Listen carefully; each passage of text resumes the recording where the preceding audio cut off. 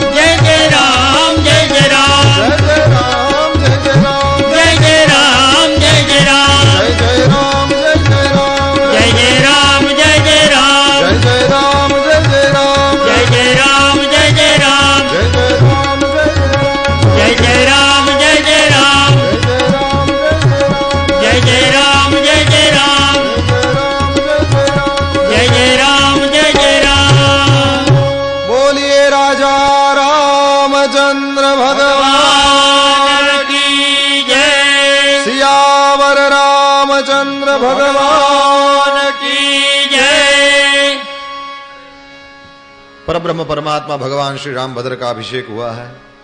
सब देवता बधारे हैं, अलग अलग स्तुति करके अपने अपने लोगों को चले गए हैं। चारों वेद आए हैं, चारों वेद ने भगवान श्री हरि की स्तुति करी है। और फिर तब शिवजी वहां आए हैं, शिवजी ने भी भगवान श्री हरि की गदगद स्वर में स्तुति करी है, बड़ी ही प्रसिद्ध स्तुति। जय राम रमा रमनम समनम भवताप भयाकुल पाहि जनम। अब तो अवधपुरी में नित्य नए मंगल उत्सव होने लगे। धीरे धीरे समय बीता है और 6 महीने बीत गए। गोस्वामी जी कहते हैं तब रघुनाथ जी ने अपने सारे सखाओं को बुलाया है। विभीषण है, सुग्रीव है और सब हैं। रघुनाथ जी ने जब अपने सखाओं को बुलाया है तो वे बड़े हर्षित होकर के आए हैं। भगवान श्री रामभद्र राजा बने, उस आनंद में जैसे ही वो 6 महीने बीते हैं, विभीषण जी भूल गए कि मैं लंका का राजा हूं, सुग्रीव भूल गया कि मुझे किष्किंधा संभालनी है, और सब वानर सब भूल ही गए कि अपने कहीं और के रहने वाले हैं। उनको तो यही लगा कि अपने यहीं के हैं, अयोध्या के, और फिर उन्होंने अपना रूप भी तो चेंज कर लिया था। रामायण में लिखा है ना, उन सब ने फिर जाम्बवान कोई रीछ का रूप लेके नहीं रहते थे, फिर मनुष्य का शरीर धारण किया था। और हनुमान जी और वो सब उन्होंने मनुष्यों का शरीर धारण किया है, तो भूल गए थे अपना घर। अब राम जी ने तो फिर उन सबको बुलाया, तो फिर अपने पास में बैठाया है और राम जी ने फिर आभार विधि करी। अंत में सब यही होता है, आप पधारे, थैंक यू, ये वो ये सब होता है ना। तो राम जी ने कहा कि आप सब लोगों ने तो मेरी बड़ी सेवा करी और आप सामने बैठे हैं तो मैं कैसे बड़ाई करूं। लेकिन देखिए, अपने दुनिया और सब कार्यक्रमों में जाओ तो वहां हो सकता है कि ये जो धन्यवाद ज्ञापन का जो प्रोग्राम है उसमें कोई बैठे नहीं। तो यदि ऐसा अनाउंसर केवल बोल भर दे कि अब आभार ज्ञापन किया जाएगा, तो लोग उठ के चलने लगते हैं, क्योंकि इसका मतलब है वो जैसे किसी के घर जाओ तो चाय पिला दे, नाश्ता कर दे, मिठाई खिला दे, सब हो जाए, तो उसके बाद में लास्ट में क्या वो सुपाड़ी है वो सब देते हैं ना, मुखवास। तो मुखवास आता है तो अतिथि समझ जाता है कि it means please move from here, है ना। और फिर भी नहीं जाए तो कहते हैं दूसरी बार मुखवास देना चाहिए। तो आदमी यदि भूल गया हो कि एक बार दे दिया जा चुका है तो दूसरी बार देते हैं कि अब तो, है ना। तो इस तरह से आभार विधि। लेकिन राम जी जो बोले हैं इसमें तो छुअत छल नाही। राम जी ने जो भी शब्द अपने जीवन में बोले हैं इसमें छल का तो सवाल ही नहीं। जो जनों दूर तक बैठे रहते थे, राम जी ने जो कुछ भी कहा है कि आपके मुंह पर किस तरह बड़ाई करूं, वो अपने दिल के अंतिम कोने से बोलते थे। देखिए, राम जब बोले तो वे अपने दिल के अंतिम कोने से बोले, ये भी कहें तो ठीक, या फिर ये कहिए कि हम जब अपने दिल के अंतिम कोने से बोले तो राम बोलता है, तब राम ही बोलता है। सीधी सी बात है, जब जहां हराम नहीं है तो वहां और कौन है, राम ही तो है। हराम हटा के राम प्रकट हो गया, ये नियम है। तो राम जी ने सबका बड़ा थैंक यू किया। और वो सब लोग जैसे ही राम जी ये सब बोलते जाएं, मेरे हित के लिए तुम लोगों ने घरों को छोड़ दिया और सब प्रकार के सुखों को छोड़ दिया, है ना। ये टेक्स्ट रामायण बोल रहा हूं मैंने वो अर्थ वाली रखी और उसमें से मैं तो टेक्स्ट है, ये राम जी सब बोले हैं, ये सारे चौपाई आप ढूंढ सकेंगे। और यदि ना मिले तो हनुमान प्रसाद जी पोद्दार को मिलिए या फिर हनुमान जी को मिलिए, ये भी ठीक है, मेरा कोई दोष नहीं इसमें, जो छपा है बोलो। तो ये सब राम जी बोले हैं। और ये राम जी जितना थैंक यू करते जाए वो धंसते जाए कि वही बात, कभी मच्छर ने किसी गरुड़ का भला किया है, कभी छोटा सा दीपक भी सूरज के घर रोशनी कर सकता है क्या, कभी कोई छोटा आदमी, ये सब हम बंदर और भालू हैं महाराज, हमारा मुंह देखने पर किसी को खाना नहीं मिले, और जो आप कौशलेंद्र राज हैं उनकी हमने कभी भलाई करी हो, ये हो सकता है। ये तो आपने बढ़ाई दी है महाराज। जहां जहां आपकी कथा होगी वहां बंदरों जैसे हम लोगों का, रीछों का, भालुओं का भी नाम लिया जाएगा। आपने हमको बढ़ाई दी है। अब तो कहा है कि हे सखागण, आप सब लोग मिलकर के अपने घर जाओ, मुझे भजते रहना। और जैसे ये सुना है सबके सब प्रेम मगन हो गए, देह की सुधि भी भूल गई है, और टकटके लगाए करके राम जी के सामने देखते रह गए। अत्यंत प्रेम है, कुछ बोल नहीं पाए। भगवान ने देखा है कि बहुत प्रेम करते हैं, अनेकों प्रकार से उनको विशेष ज्ञान का उपदेश किया है। कहा विविध विधि ज्ञान विसेखा। फिर तो भगवान ने पता नहीं, वो पहनाई होती है ना, कोई अपने घर आए तो उसको वो कुछ दुशाला उड़ा दिया, कुछ धोती दे दिया, कपड़ा दे दिया, साड़ी दे दिया, यदि कोई स्त्री है तो। इस तरह से ठाकुर जी ने भी अनेकों रंग के कपड़े मंगवाए हैं और अनेकों रंग के गहने भी मंगवाए हैं।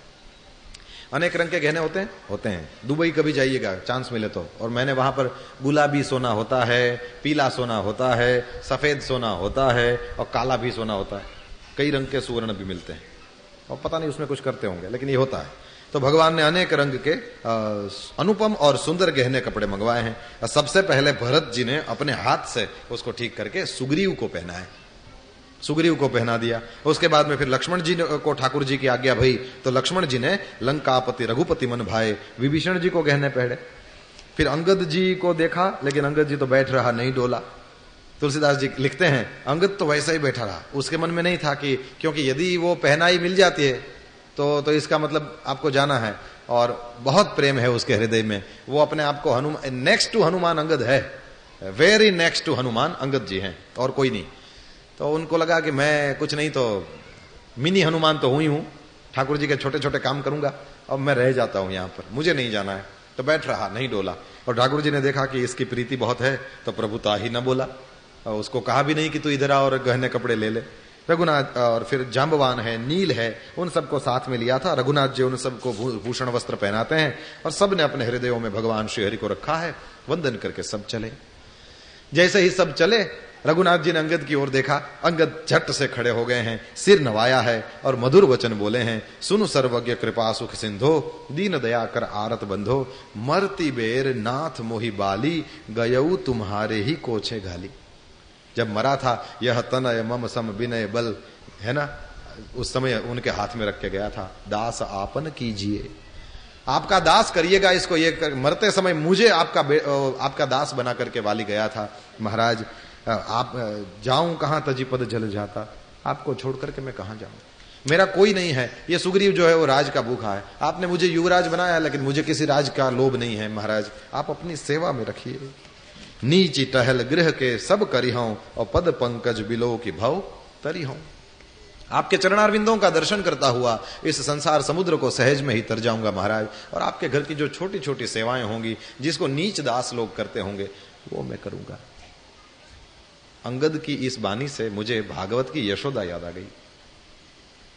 जब आया था उद्धव व्रज में, और उस समय जब उद्धव वापस चला ना, तो यशोदा ने कहा था, उद्धव बेटा कन्हैया तो अब बहुत बड़े महल में रहता होगा। बोले हाँ मैया बहुत बड़ा महल है, तो उसमें बहुत सारे दास दासी होंगे। बोले हाँ मैया बहुत सारे हैं, गिनती नहीं हो सकती। तो बेटा कन्हैया को ये कहना कि तेरी मां तुझे देखे बिना जी नहीं सकती, तो हो सके तो एक्स्ट्रा के रूप में तो नहीं, लेकिन मुझे अपने महल की कोई दासी बनाकर बुला ले, मैं मुझसे बन पड़ेगा वो काम करूंगी, लेकिन बेटा तेरा चेहरा जी करके देख करके जी लूंगी। नीची टहल गृह के सब करी हूं और पद पंकज बिलो की भव तरी। यशोदा याद आ गई। अब अंगद का प्रेम अनिर्वचनीय, वैसे प्रेम ही अनिर्वचनीय होता है। अंगद का प्रेम अनिर्वचनीय क्या? प्रेम अपने आप में अनिर्वचनीय वस्तु है। प्रेम पर बहुत बोला जा सकता है, प्रेम नहीं बोला जा सकता। अब प्रेम दिखाया जा सकता है, लेकिन वो होता है तभी होता है, उसका कोई भरोसा नहीं। कहा महाराज आपके चरणारविंदों को देख देख करके मैं भवजल को तर जाऊंगा। महाराज सुनकर भगवान श्री रघुनाथ जी उठे हैं और प्रभु उठाई उर लायऊ सजल नयन राजीव। भगवान की आंखों में भी आंसू भर गए। भगवान जब प्रेम को देखते हैं तो वैसे तो इनको कोई रुला नहीं सकता, लेकिन प्रेम वह तत्व है, भगवान को बार बार रुलाया है प्रेम वाले तत्व ने। भगवान की, राम की आंखों में बहुत आंसू आए हैं। पर ब्रह्म परमात्मा ने अपने हृदय की माला अंगद को पहनाई है और बहुत प्रकार से समझाया है और फिर विदाई करी है। भरत जी, छोटे भाई शत्रुघ्न जी और लक्ष्मण जी सहित सबको पहुंचाने के लिए चले हैं और बहुत आदर के साथ सब वानरों को पहुंचाया है और भाई भरत जी लौट आए हैं। हनुमान जी गए हैं सुग्रीव के पास, उन्होंने सुग्रीव के चरण पकड़ लिए, कहा कि महाराज यदि आप मुझे आज्ञा दें तो मैं दिन 10 करी रघुपति पद सेवा, 10 दिनों तक, माने कुछ दिन तक ठाकुर जी की सेवा करके फिर आ जाऊंगा और आपके चरणारविंदों को देखूंगा। सुग्रीव ने कहा नहीं भैया, वापस आने की कोई जरूरत नहीं है। अरे राम की सेवा के लिए ही आपका जन्म हुआ है, आप मेरी सेवा करते थे, ये सोच सोच के आज मुझे ग्लानि हो रही है कि जो राम का दास है वो मेरी सेवा करे। मैं भी राम का दास, आप भी राम के दास, आप कभी मुझे अपने दास न कहिएगा। आप सुग्रीव के दास थोड़ी हो सकते हैं, मैं तो विषयी हूं, आप तो भगवान रघुनाथ के दास हैं। आपका जन्म ही इसलिए हुआ है। हे पवन कुमार, आप पुण्य की राशि हैं, जाकर कृपाधाम श्री राम जी की खूब सेवा करो। जैसे ही सब वानर ऐसा कह करके चल पड़े हैं, अंगद जी ने हनुमान जी को बुलाया। हनुमान जी 1 सेकंड, हनुमान जी आए हैं। बोलो भैया। बोले हनुमान, हाथ जोड़ करके कहता हूं, प्रभु से मेरी दंडवत कहना और श्री रघुनाथ जी को बार बार मेरी याद कराते रहना। बाली पुत्र ऐसा कह करके चले हैं। हनुमान जी लौट आए और भगवान श्री हरि को उन्होंने अंगद के प्रेम के बारे में कहा है और मगन भये भगवंत, परब्रह्म परमात्मा श्री रामभद्र उसका अंगद का प्रेम सुन करके मगन हो गए हैं। फिर तो निषाद राज को बुला लिया, उसको भी आज्ञा दी घर जाने के लिए। अयोध्या में सदा आते जाते रहना, इस प्रकार आज्ञा करी है। वह चरण में पड़ा है और घर आया है। अब गोस्वामी तुलसीदास जी महाराज लिखते हैं, राम राज बैठे त्रैलोका, राम राज बैठे त्रैलोका, राम राज बैठे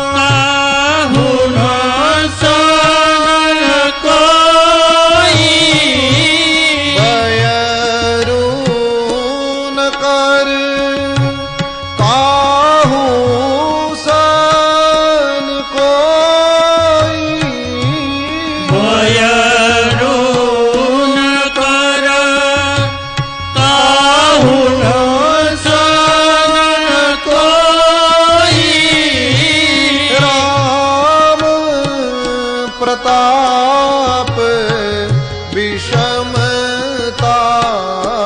कोई, राम प्रताप विषमता कोई, राम प्रताप विषमता कोई, राम प्रताप विषमता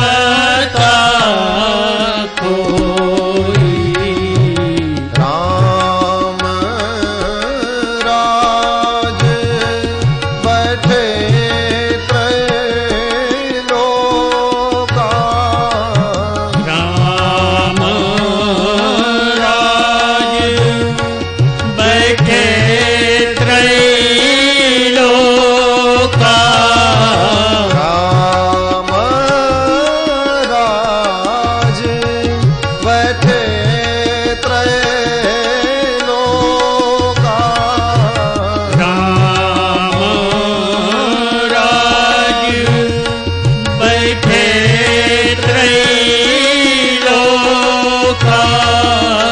हर्षित भय गए सब शोका, हर्षित भये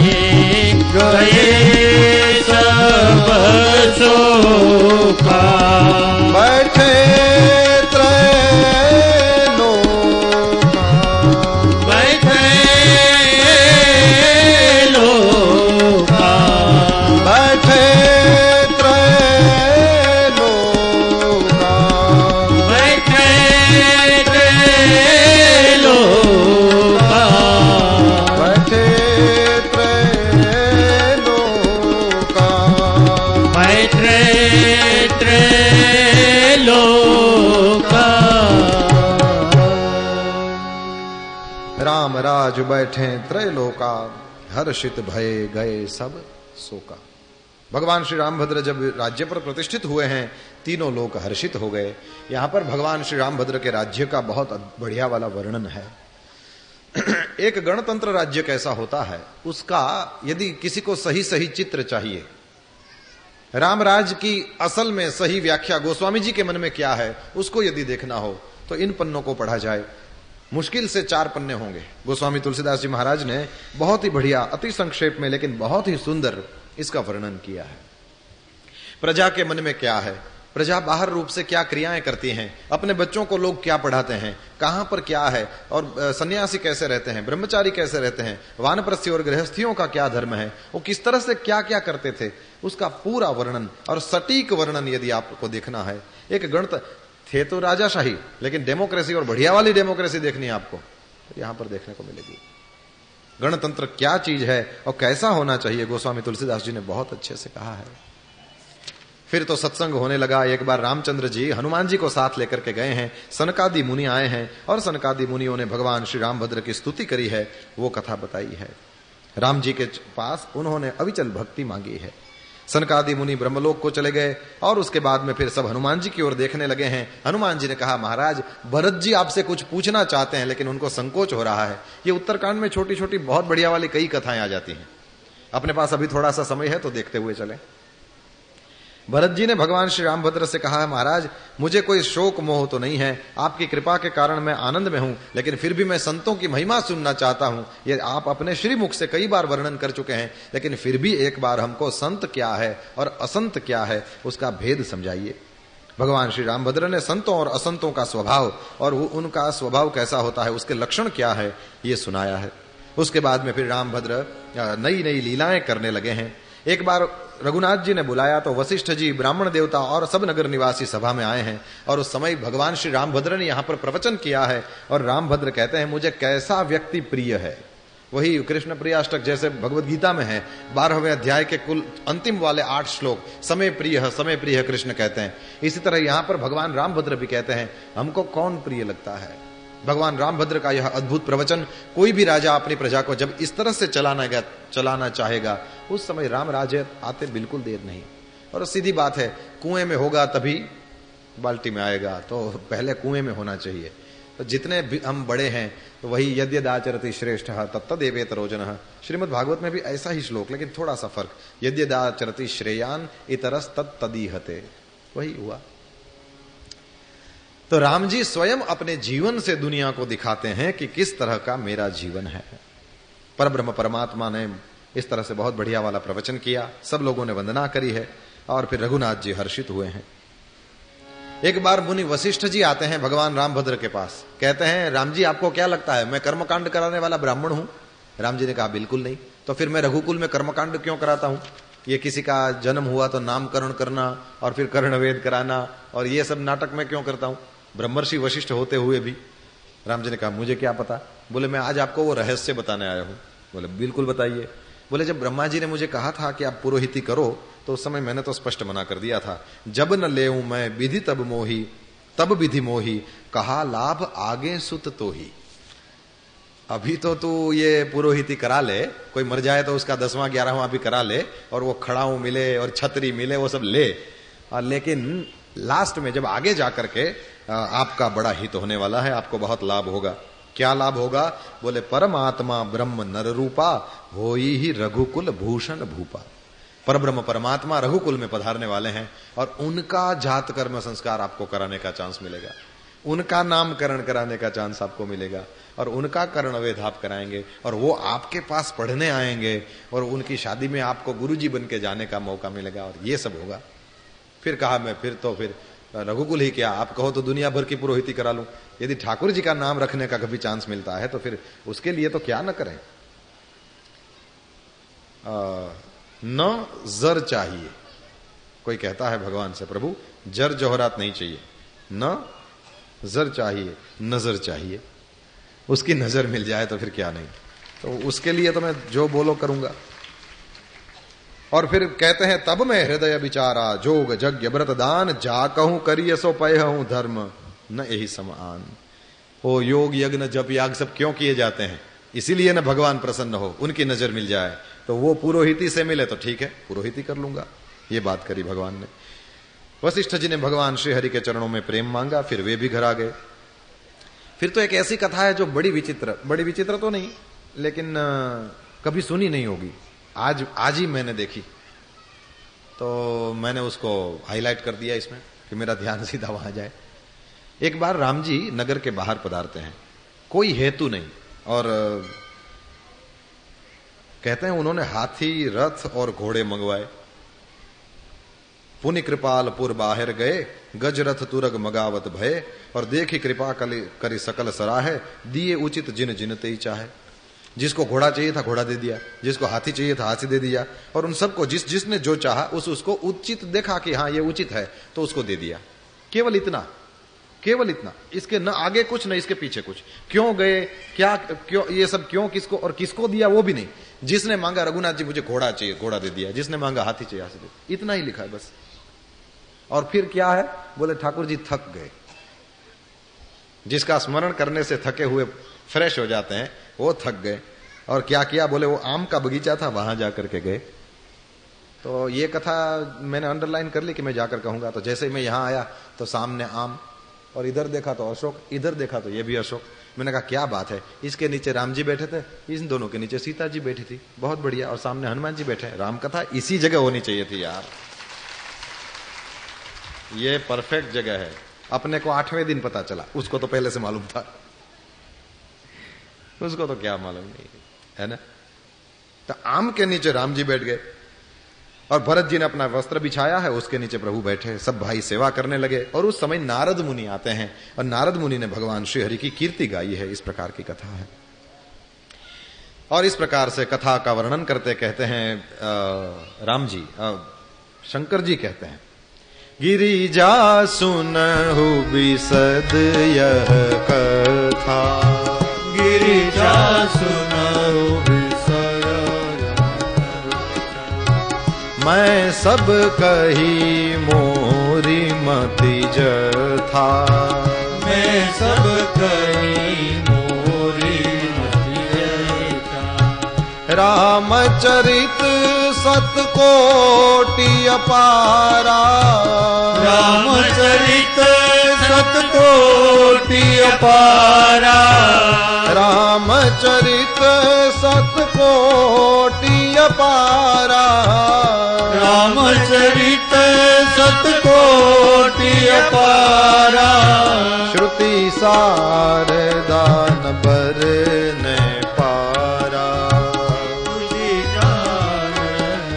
बर ने पारा, श्रुति सार दान बर ने पारा, श्रुति सार दान बर न पारा। हे भवानी, हे गिरिजा, सुनो, मैंने यह उज्जवल कथा जैसी मेरी बुद्धि थी वैसी पूरी की पूरी कह डाली। श्री राम जी का चरित्र 100 करोड़ अथवा अपार है, श्रुति और शारदा भी उसका वर्णन नहीं कर सकते। तो कथा सुनकर के पार्वती जी हर्षित हुई और कोमल वाणी से कहने लगी, महाराज आपने हरिचरित्र मानस हमको सुना दिया। हरिचरित्र मानस तुम गावा, हरिचरित्र मानस तुम गावा, सुनी मैं नाथ अमिति सुख पावा, सुनी मैं नाथ अमित सुख पावा। तुम जो कही यह कथा सुहाई, तुम जो कही यह कथा सुनाई। काग भुसुंडी गरुड़ सन गाई, काग भुसुंडी गरुड़ सन गाई। काग भुसुंडी गरुड़ प्रति गाई, काग भुसुंडी गरुड़ प्रति गाई। आपने रामचरितमानस का तो गान किया, लेकिन आपने सबसे पहले यह कहा था कि काग भुसुंडी जी महाराज ने गरुड़ जी के पास यह कथा गाई थी। तो महाराज हमको ये बता दो कि कौवे का शरीर पाकर भी काग भुसुंडी जी वैराग्य, ज्ञान और विज्ञान में दृढ़ हैं, उनका श्री राम के चरणों में इतना प्रेम है, मुझे थोड़ा संदेह हो रहा है। कैसे संदेह हो रहा है? कि लोग तो ये मानते हैं ना कि ब्राह्मण का शरीर होना चाहिए। झूठ, एकदम झूठ।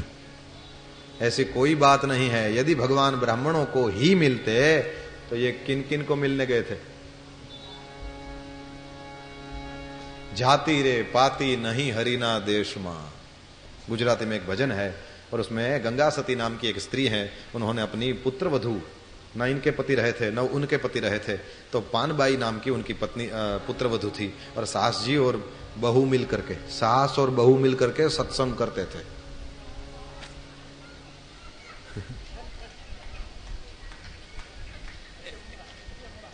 ये तो होशियार लोग बैठे हैं, समझ जाते हैं। सास बहू मिलकर के सत्संग करते थे, बोलो।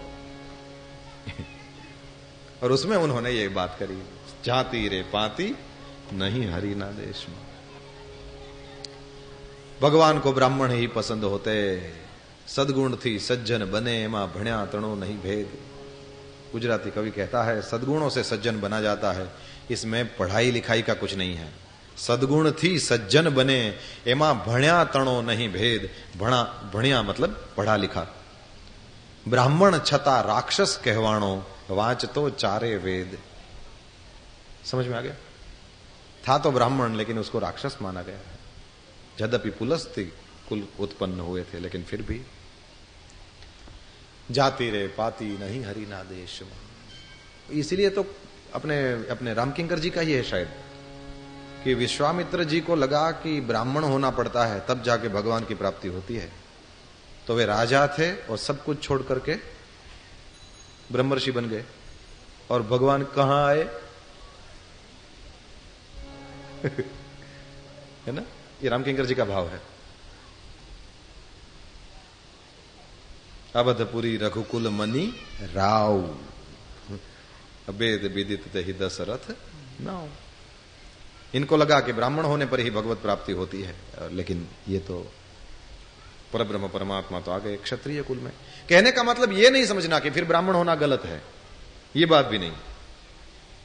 ये बहुत अपने आप में भगवान का अनुग्रह है, तब जाके आपको ये शरीर मिलता है। लेकिन उसके बाद जिम्मेवारी बढ़ जाती है भैया।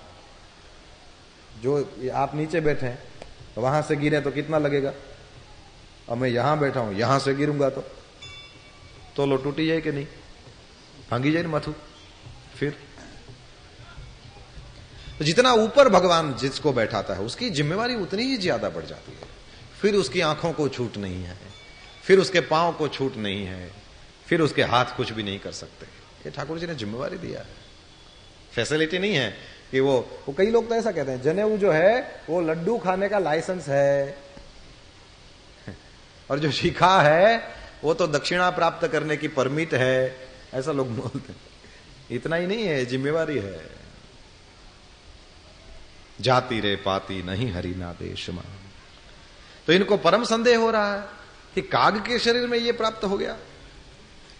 बोले करोड़ों धर्मात्माओं में कोई एक ऐसा होता है जो विषयों से विमुख हो, और श्रुति कहती है कि करोड़ों ऐसे विरक्तों में कोई एक ही होता है जो यथार्थ ज्ञान को प्राप्त करता है, और करोड़ों ज्ञानियों में कोई एक ही होता है जो जीवन मुक्त होता है। और उन जीवन मुक्तों में सब सुखों की खान ब्रह्म में लीन विज्ञानवान पुरुष और भी दुर्लभ है। और ऐसे लोगों में भी कहते हैं वह प्राणी अत्यंत दुर्लभ है जो मद और माया से रहित होकर श्री राम की भक्ति का परायण हो। ये कितनी ऊपर बात है। तो आपके दिल में यदि भगवान राम की भक्ति पूरे जीवन में एक सेकंड के लिए भी आई है, एक सेकंड के लिए भी आई है, तो आप इन सबसे ऊपर हैं। और भगवान पकड़ता नहीं, और पकड़ता तो कभी छोड़ता नहीं। नियम है महाराज। ये इतना दुर्लभ पद भगवान की भक्ति प्राप्त करना, और ये हरि भक्ति को कौवा कैसे पा गया, ये सवाल है। तो रघुनाथ जी बड़े प्रसन्न हुए हैं। और सीधी बात है, भक्तों की बात पूछेंगे तो साधु संत तो प्रसन्न होंगे ही होंगे। इनको कौन सा नंबर लगा दूं, है ना, कौन सा आंकड़ा लगा दूं। और देने वाले भी बैठे हैं, बच्चा तीड़ी लगा दे, ये ऐसे देने वाले भी बैठे हैं। ये ऐसा सवाल तो है नहीं। महाराज भक्ति की प्राप्ति कौवे के शरीर में भी कैसे होगी? इसका मतलब ये कि यदि उसमें हो जाती है तो हम तो मनुष्य हैं, हमको तो जरूर हो सकती है। परब्रह्म परमात्मा की भक्ति किस प्रकार मिली उनको, ये सवाल पूछा गया है। और उन्होंने जब गरुड़ जी की बात आई तो कहते हैं कई मुनि थे, कई ऋषि बैठे थे, कई विद्वान ज्ञानी महात्मा तपस्वी बैठे थे, लेकिन उन सबको छोड़ करके उन्होंने कौवे से कथा क्यों सुनी? क्या कथा सुनने के लिए भी कोई जाति जरूरी है कि इस जात का हो तभी उसके मुंह से कथा सुनी जा सकती है? तो उनसे कथा क्यों सुनी? ये क्लियर क्वेश्चंस हैं, इसमें स्पष्ट लिखे हैं। गोस्वामी तुलसीदास जी के समय में ये बहुत फैल गया था, और विष्णु भक्त वाले शिव जी से लड़े और शिव जी वाले विष्णु जी से लड़े, ये भी बहुत फैल गया था। इसलिए मानस जी में उन्होंने थोड़ी झाड़ू भी उठाई है, उन्होंने थोड़ा कचरा साफ करने का भी काम किया है।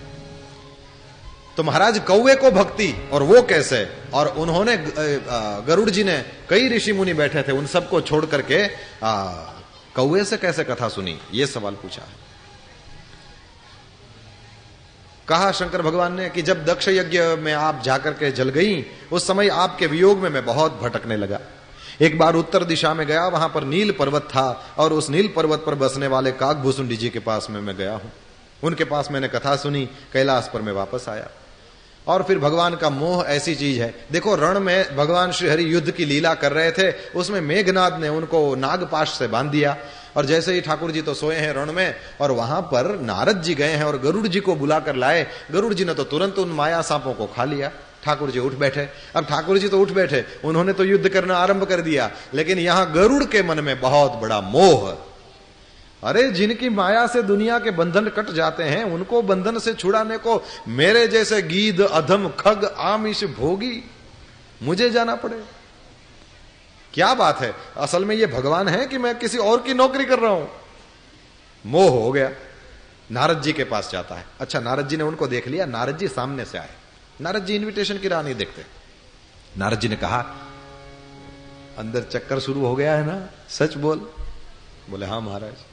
बोले वो वही मोह है, इसने मुझे भी बहुत भटकाया है।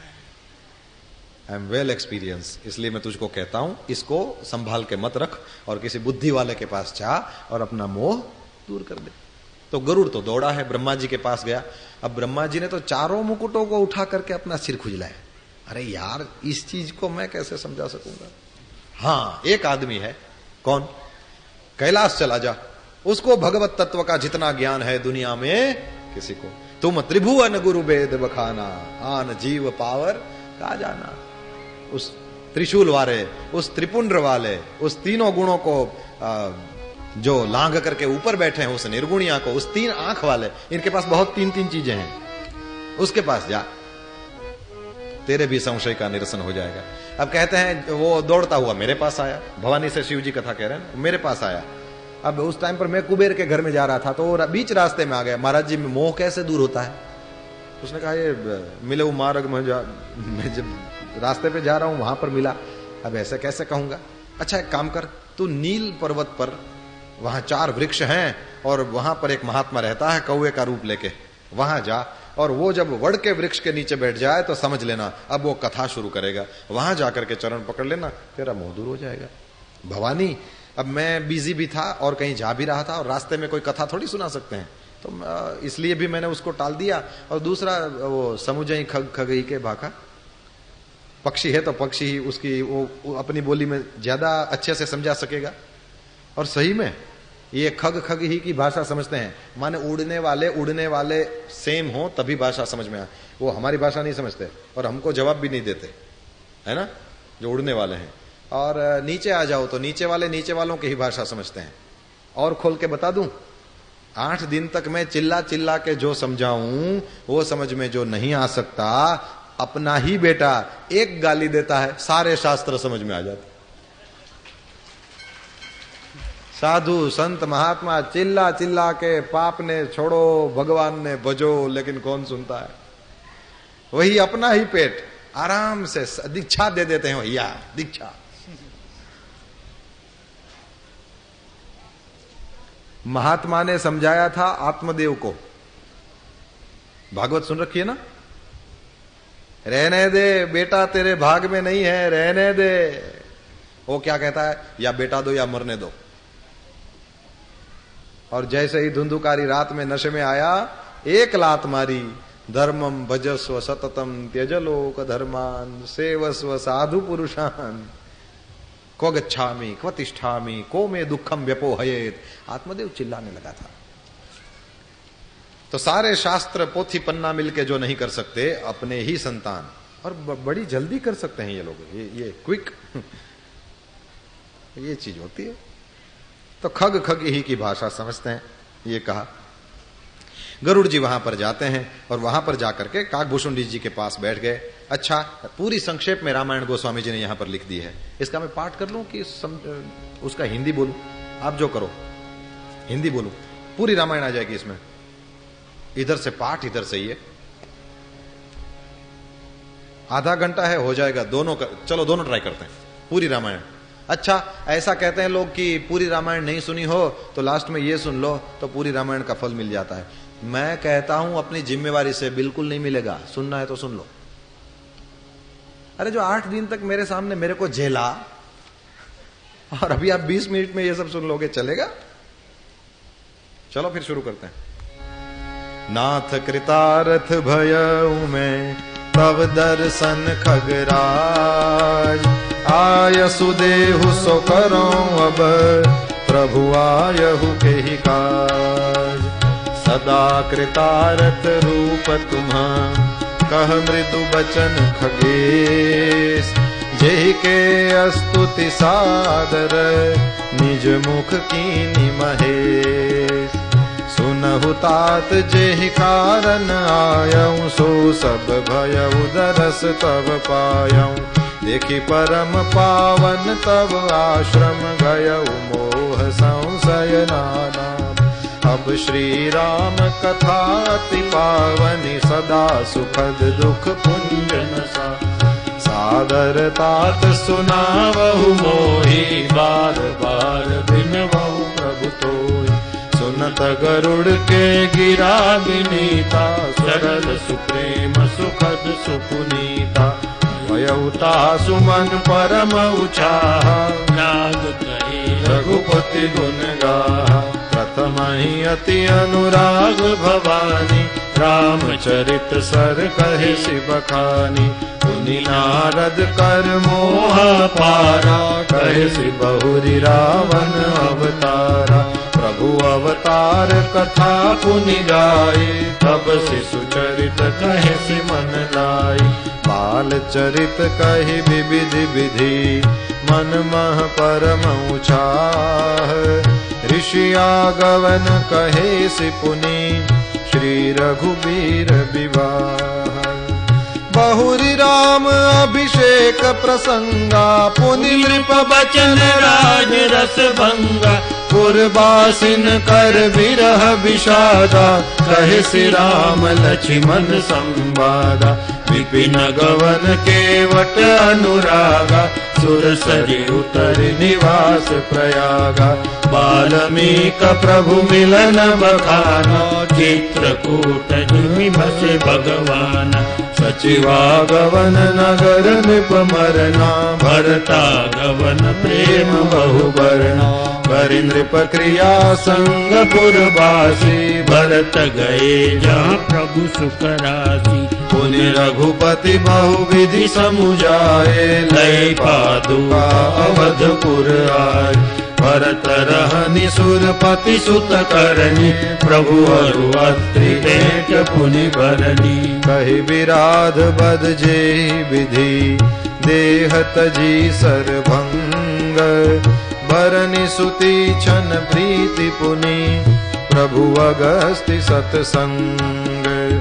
कहि दंडक बन पावन ताई, गीध मैत्री पुनि तेहि गाई। पुनि प्रभु पंचवटी कृत बासा, भंजी सकल मुनिन की त्रासा। मुनि लक्ष्मण उपदेश अनुपा, सुमन खाज मिहिनि कुरूपा। खर दूषण बद बहुरी बखाना, जिमि सब मरम दसानन जाना। दस कंधर मारीच बत कही, देहि विधि भई सो सब तेहि कही। मुनि माया सीता कर हरना, श्री रघुबीर विरह कछु बरना। मुनि प्रभु गीध क्रिया जिमि कीनी, बन बहन सबरी गति दीन।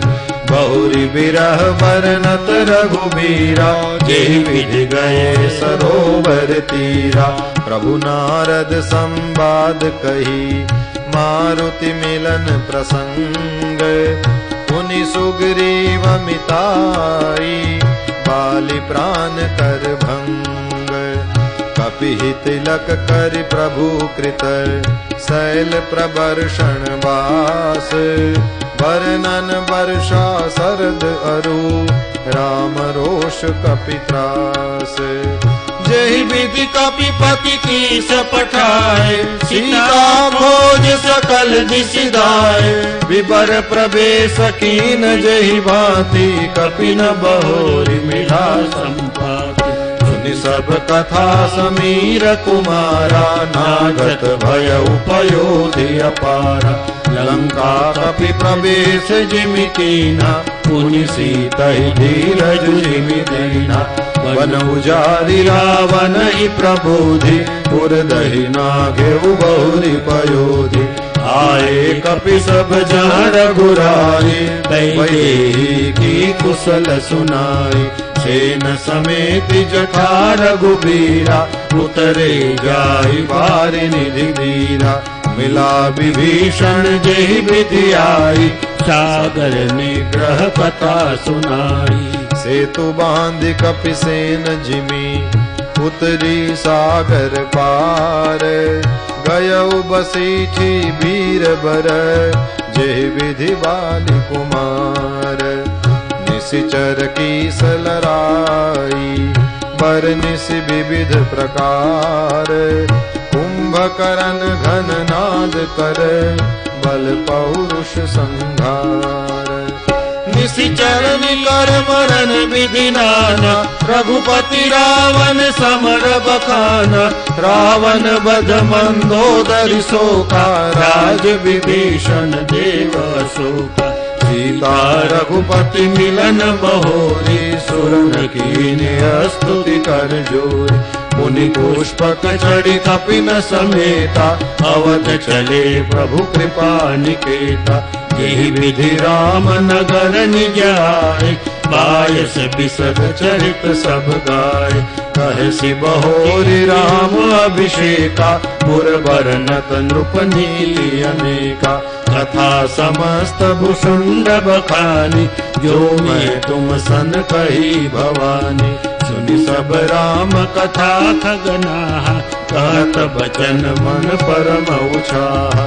गयउ मोर संदेह, सुन्यु सकल रघुपति चरित।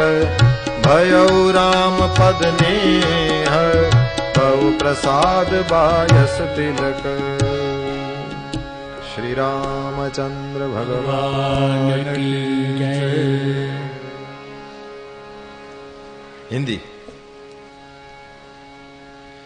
हे नाथ, हे पक्षीराज, आपके दर्शन से मैं कृतार्थ हो गया। कहते हैं काकभूषुंडी जी। वक्ता श्रोता का बखान कर रहा है। हे नाथ, आपके दर्शन से मैं कृतार्थ हो गया। आप जो आज्ञा दें मैं अब वही करूं। प्रभो, आप किस कार्य के लिए आए हैं? पक्षीराज गरुड़ जी ने कोमल वचन कहे हैं। आप तो सदा ही कृतार्थ रूप हैं, जिनकी बड़ाई स्वयं महादेव जी ने आदर पूर्वक अपने श्री मुख से की है। हे तात, सुनिए, मैं जिस कारण से आया था वो सब कार्य तो यहां आते ही पूरा हो गया। मोह चला गया, फिर आपके दर्शन भी प्राप्त हो गए। आपका परम पवित्र आश्रम देखकर ही मेरा मोह, संदेह और अनेक प्रकार के भ्रम सब जाता रहा। अब हे तात, आप मुझे श्री राम जी की अत्यंत पवित्र करने वाली, सदा सुख देने वाली और दुख समूह का नाश करने वाली कथा आदर सहित सुनाइए। हे प्रभो, मैं बार बार आपसे यही विनती करता हूं। गरुड़ जी की विनम्र, सरल, सुंदर, प्रेम युक्त, सुखप्रद और अत्यंत पवित्र वाणी सुनते ही भुषुंडी जी के मन में परम उत्साह हुआ और वे श्री रघुनाथ जी के गुणों की कथा कहने लगे। हे भवानी, पहले तो उन्होंने बड़े ही प्रेम से रामचरितमानस सरोवर का रूपक समझाकर कहा, फिर नारद जी का अपार मोह और फिर रावण का अवतार कहा, फिर प्रभु के अवतार की कथा वर्णन की। तदनंतर मन लगाकर श्री राम जी की बाल लीलाएं कहीं। मन में परम उत्साह भरकर अनेकों प्रकार की बाल लीलाएं कहकर फिर ऋषि विश्वामित्र जी का अयोध्या आना और श्री रघुवीर जी का विवाह वर्णन किया। फिर श्री राम जी के राज्याभिषेक का प्रसंग, फिर राजा दशरथ जी के वचन से राजरस माने राज्याभिषेक के आनंद में भंग पड़ना, फिर नगर निवासियों का विरह विषाद और श्री राम लक्ष्मण का संवाद कहा। श्री राम का वनगमन, केवट का प्रेम, गंगा जी से पार उतरकर प्रयाग में निवास, वाल्मीकि जी और प्रभु श्री राम जी का मिलन और जैसे भगवान चित्रकूट में बसे वो सब कहा। फिर मंत्री सुमंत्र जी का नगर में लौटना, राजा दशरथ जी का मरण, भरत जी का ननिहाल से अयोध्या में आना और उनके प्रेम का बहुत वर्णन किया। राजा की अंत्येष्टि क्रिया करके नगर निवासियों को साथ लेकर भरत जी वहां गए जहां सुख की राशि प्रभु श्री रामचंद्र जी थे। फिर श्री रघुनाथ जी ने उनको बहुत प्रकार से समझाया जिससे वे खड़ाऊ लेकर अयोध्यापुरी लौट आए। ये सब कथा कही। भरत जी की नंदीग्राम में रहने की रीति, इंद्रपुत्र जयंत की नीच करनी और फिर प्रभु श्री रामचंद्र जी और अत्रि जी का मिलाप वर्णन किया। जिस प्रकार विराध का वध हुआ और शरभंग जी ने शरीर त्याग किया वो प्रसंग कहकर फिर सुतीक्ष्ण जी का प्रेम वर्णन करके प्रभु और अगस्त्य जी का सत्संग वृत्तांत कहा। दंडक वन का पवित्र करना कहकर फिर भुषुंडी जी ने गृध्रराज के साथ मित्रता का वर्णन किया। फिर जिस प्रकार प्रभु ने पंचवटी में निवास किया और सब मुनियों के भय का नाश किया और फिर जैसे लक्ष्मण जी को अनुपम उपदेश दिया और शूर्पणखा को कुरूप किया वो सब वर्णन किया। फिर खरदूषण का वध और जिस प्रकार रावण ने सब समाचार जाना वो बखान कर कहा तथा जिस प्रकार रावण और मारीच की बातचीत हुई वो सब उन्होंने कही। फिर माया सीता का हरण और श्री रघुवीर के विरह का कुछ वर्णन किया। फिर प्रभु ने गिद्ध जटायु की जिस प्रकार क्रिया की, कबंध का वध करके शबरी को परम गति दी और फिर जिस प्रकार विरह वर्णन करते हुए श्री रघुवीर पंपासर के तीर पर गए वो सब कहा। प्रभु और नारद जी का संवाद और मारुति के मिलने का प्रसंग कहकर फिर सुग्रीव से मित्रता और बाली के प्राण नाश का वर्णन किया।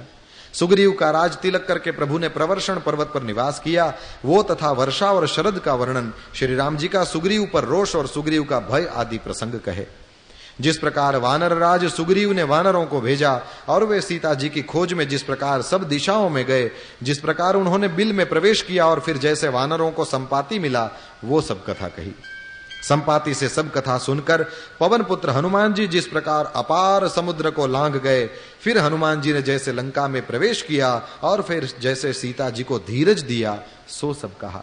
अशोक वन को उजाड़कर, रावण को समझाकर, लंकापुरी को जलाकर और फिर जैसे उन्होंने समुद्र को लांघा और जिस प्रकार सब वानर वहां आए जहां श्री रघुनाथ जी थे और आकर श्री जानकी जी की कुशल सुनाई, फिर जिस प्रकार सेना सहित श्री रघुवीर जाकर समुद्र के तट पर उतरे और जिस प्रकार विभीषण जी आकर उनसे मिले वो सब और समुद्र के बांधने की कथा उनसे सुनाई। पुल बांधकर जिस प्रकार वानरों की सेना समुद्र के पार उतरी और जिस प्रकार वीर श्रेष्ठ बालीपुत्र अंगद दूत बनकर गए वो सब कहा। फिर राक्षसों और वानरों के युद्ध का अनेकों प्रकार से वर्णन किया। फिर कुंभकर्ण और मेघनाद के बल, पुरुषार्थ और संहार की कथा कही। नाना प्रकार के राक्षस समूहों के मरण तथा श्री रघुनाथ जी और रावण के अनेक प्रकार के युद्ध का वर्णन किया। रावण वध, मंदोदरी का शोक, विभीषण का राज्याभिषेक और देवताओं का शोक रहित होना कहकर फिर श्री सीता जी और श्री रघुनाथ जी का मिलाप कहा। जिस प्रकार देवताओं ने हाथ जोड़कर स्तुति करी और फिर जैसे वानरों समेत पुष्पक विमान पर चढ़कर कृपाधाम प्रभु अवधपुरी को चले वो कहा। जिस प्रकार श्री रामचंद्र जी अपने नगर अयोध्या में आए वे सब उज्जवल चरित्र काकभूषुंडी जी ने विस्तार पूर्वक वर्णन किए। फिर उन्होंने श्री राम जी का राज्याभिषेक कहा। शिव जी कहते हैं अयोध्यापुरी का और अनेक प्रकार की राजनीति का वर्णन करते हुए भूषुंडी जी ने वो सब कथा कही जो हे भवानी मैंने तुमसे कही। सारी राम कथा सुनकर पक्षीराज गरुड़ जी मन में बहुत उत्साहित हो गए, आनंदित हो गए और वचन कहने लगे, श्री रघुनाथ जी के सब चरित्र मैंने सुने जिससे मेरा संदेह जाता रहा। हे काक शिरोमणि, आपके अनुग्रह से श्री राम जी के चरणों में मेरा प्रेम हो गया। श्री रामचंद्र भगवान की जय। गरुड़ जी का मोह दूर हुआ है और उसके बाद में काकभूषुंडी जी ने अपना चरित्र कहा कि राम जी की बाल लीला को मैंने देखा है। गरुड़ जी ने कहा महाराज वो तो ठीक है लेकिन आप काक शरीर कैसे प्राप्त किया। भूषुंडी जी ने कहा एक बार मैं पूर्व कल्प में अयोध्या में शूद्र बनकर पैदा हुआ था। शंकर भगवान का सेवक था, दूसरों की निंदा करता था। एक बार अयोध्या में दुष्काल हुआ है, अकाल पड़ते ही मैं उज्जैन चला गया, वहां पर थोड़े बहुत मैंने पैसे कमाए, लेकिन वहीं पर रह गया और शंकर भगवान की आराधना करने लगा। एक ब्राह्मण थे जो मुझे अपने बेटे की तरह रखते थे। एक बार शंकर भगवान के मंदिर में बैठ करके मैं माला फेर रहा था, जप कर रहा था। गुरुजी वहां पर आए, लेकिन मैं खड़ा नहीं हुआ। शंकर भगवान बहुत क्रुद्ध हुए हैं और उन्होंने प्रकट होकर के श्राप दिया, तेरे गुरुदेव का स्वभाव तो बहुत निर्मल है, लेकिन मैं यह अनीति और अधर्म सह नहीं सकता। यदि मैं इस प्रकार का अधर्म चलाने लगूं तो धर्म की सारी मर्यादाएं मिट जाएंगी। मैं तुझे श्राप देता हूं, तू सांप हो जाएगा। गुरुजी रोने लगे। गुरुजी ने शंकर भगवान की स्तुति करी है, बड़ी प्रसिद्ध स्तुति, नमामि शमीशान निर्वाण रूपम विभुम व्याप्य सर्वत्र, घड़ी घड़ी घड़ी स्तुति करी है। और शंकर भगवान प्रसन्न हुए, कहा है कि वरदान मांगिए। गुरुजी ने कहा, महाराज मुझे भक्ति दीजिए और इस जीव को माफ करिए। शंकर भगवान ने कहा, आप मांग रहे हैं इसलिए मैं इसको माफ कर रहा हूं, लेकिन जन्म सहस अवश्य यह पाई, इसके 1000 जन्म तो होंगे ही होंगे। गुरु का अपमान करने वाले की क्या दशा होती है ये बता रहे हैं। फिर काकभूषुंडी जी ने कहा कि मैं विंध्याचल में जाकर के सांप हुआ। इस प्रकार अनेक जन्म लिए हैं मैंने, लेकिन सब जन्म में मैं राम की भक्ति करता रहा। अंतिम जन्म में मुझे भगवान ने ब्राह्मण बनाया है और ब्राह्मण का मैं बेटा था, किसी का संग नहीं किया। बड़े होते ही मुझे भगवान श्री रामभद्र की भक्ति चाहिए थी। कई ऋषि मुनियों के पास जाकर मैं मांगने लगा। उसमें एक बार मैं लोमश ऋषि के पास गया, वे मुझे निर्गुण समझाए और मैं उनके पास सगुण भक्ति मांगू, फिर वे निर्गुण समझाए और मैं फिर सगुण की भक्ति मांगू। तो ऋषि क्रुद्ध हो गए और सांप दिया कि तू श्राप दिया है कि वो कौवे की तरह सबसे डरता फिरता है, निर्गुण का भजन करेगा तो क्या हो जाएगा, कौवे की तरह डरता रहता है, जा काग हो जा। अब फिर भी मैं अपने मन से टला नहीं, सगुण भक्ति की बात मैं फिर भी करता रहा। तो ऋषि प्रसन्न हो गए और उसके बाद कृपा करी है, उन्होंने आशीर्वाद दिए हैं। और काकभूषुंडी जी कहते हैं, लोमश ऋषि ने मुझे रामचरितमानस सुनाया, बड़ा प्रसन्न हुआ मैं। और भगवान श्री हरि ने मुझे वो काक शरीर दिया ना, तो उसी शरीर से जब भी राम जी छोटे होते हैं, अवतार लेते हैं, तो अयोध्या में मैं हमेशा जाता हूं। 5 साल के जब तक राम जी न हो जाए तब तक मैं अयोध्या में ही रहता हूं और रोज उनका फेंका हुआ टुकड़ा खाता हूं और मौज मारता हूं। तो यही शरीर मुझे बड़ा प्रिय है, क्योंकि इसी शरीर से भगवान की प्राप्ति हुई है। तो काक होने पर भी उनसे कथा सुनी है और गिद्ध ने भी कथा सुनी है और काक ने कथा सुनाई है, तो भगवान राम के गुण कोई भी गा सकता है। फिर तो बहुत बढ़िया ज्ञान चर्चा हुई है, ज्ञान दीपक का वर्णन, भक्तिमणि का वर्णन। और उसके बाद में फिर गरुड़ जी प्रश्न पूछते हैं, महाराज मानस रोग कहो समुझाई, मन में किन किन प्रकार के रोग होते हैं। तो वही काम क्रोध लोभ मोह, जिसके बारे में अपने 8 दिन जिसकी चर्चा करते रहे, सारे संतों ने इसी पर चर्चाएं करी। इसकी बहुत बढ़िया वाली चर्चा यहां पर रामायण में अंत में आती है। इसके बाद में भूषुंडी जी ने हर्ष व्यक्त किया है कि आज भगवान की मुझ पर बड़ी कृपा हो गई कि भगवान ने निज जन जानी राम मोही संत समागम दीन है। संत जब आपके आंगन पधारे, कोई अच्छे वाले आदमी के साथ आपका उठना बैठना हो जाए, इसका सीधा मतलब भगवान जब राजी होते हैं तो कोई नहीं फूलों की माला लेकर आए और तुमको पहनाए, ऐसे नहीं। किसी अच्छे आदमी से आपका मिलना हो जाए, समझ लेना भगवान की यह कृपा है। भगवान ठाकुर जब खुश होता है तो किसी को अच्छे से मिलवाता है और वाइस वर्सा, ठीक है ना, इसको बोलने की जरूरत नहीं। तो निज जन जानी राम मोही संत समागम दीन। भक्ति के ये 4 घाट हैं राम सरोवर के, रामचरितमानस सरोवर के 4 घाट हैं। और उन 4 सरोवरों में भक्ति वाला जो घाट है, वहां पर भूषुंडी बाबा बैठे हैं, गरुड़ को सुना रहे हैं। तो भक्ति वाले घाट पर ये कह करके भूषुंडी बाबा ने कथा को विराम दिया है। और फिर भगवान महादेव जी भी विराम देने के लिए आगे बढ़ रहे हैं। ये बैठे हैं ज्ञान के घाट पर, और ज्ञान के घाट पर बैठे हुए भोले बाबा ने भवानी जी को इस प्रकार अपनी कथा का विराम देते हुए कहा है, सो कुल धन्य उमा सुनु जगत पूज्य सुपुनीत, श्री रघुबीर परायन जेहि नर उपज विनीत। मति अनुरूप कथा में बाकी, मति अनुरूप कथा में भाषी, मति अनुरूप कथा में भाषी, मति अनुरूप कथा में भाषी। यद्यपि प्रथम गुप्त करी राखी, यद्यपि प्रथम गुप्त करी राखी, तब मन प्रीति देखी अकुलाई, तब मन प्रीति देखी अकुलाई, तव मन प्रीति देखी अधिकाई, तब मन प्रीति देखी अधिकाई, तब मैं रघुपति कथा सुनाई, तब मैं रघुपति कथा सुनाई, तब मैं रघुपति कथा सुनाई, तब मैं रघुपति कथा सुनाई।